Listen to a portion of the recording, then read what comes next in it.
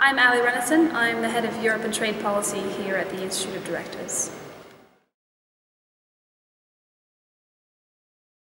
There are a mixture of political and economic factors at play right now, which are putting Europe certainly, if not in a state of flux, making it quite difficult, and uncertainty is really the new name of the game. You have the UK's forthcoming referendum on whether it wants to stay in the EU or not, combined with the crisis in Greece, where we've seen the third bailout, very contentious, has just been agreed, but new elections have just been announced, and the spectre of Brexit, Greek withdrawal from the euro, is never quite far away. Combined with the recent plummeting of the stock market in China, it means that there's quite a few things going on for businesses to be focused on.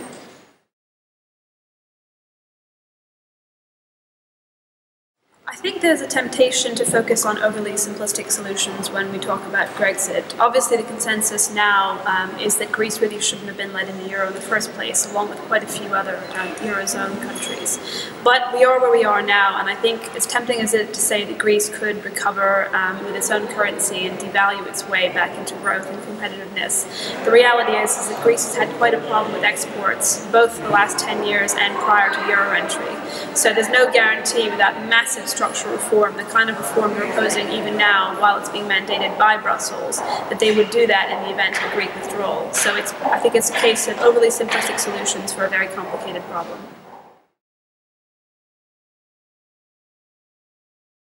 So one of the biggest things that we're seeing for businesses that they're concerned about, when it comes to Greece, certainly both British and European businesses have taken quite drastic steps over the last 3 years to cut their direct exposure to Greece. But one of the latent side effects of all this is the effect on the currency and the exchange rate. And that goes for what's going on in China as well. We've seen that China has taken significant steps to depreciate and devalue its currency. Similarly, the euro has weakened significantly, both in the wake of quantitative easing from the European Central Bank, but also with the loss of market confidence. And one of the biggest issues for UK exporters and also investors to worry about is if you have a continually strengthening pound and a further weakening of several major currencies, what that's going to do to British exports, which are already at quite a stalemate at this point in time.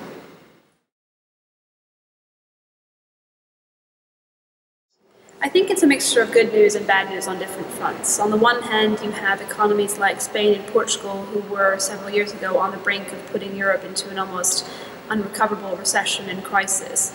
They've grown leaps and bounds through several significant structural reforms to boost inward investment through mass privatization of state assets. They're exporting at significant levels now, competitiveness has returned. But the flip side of that is that all of that could be put at risk if you had a seismic event like a Greek withdrawal from the euro that would lead to contagion.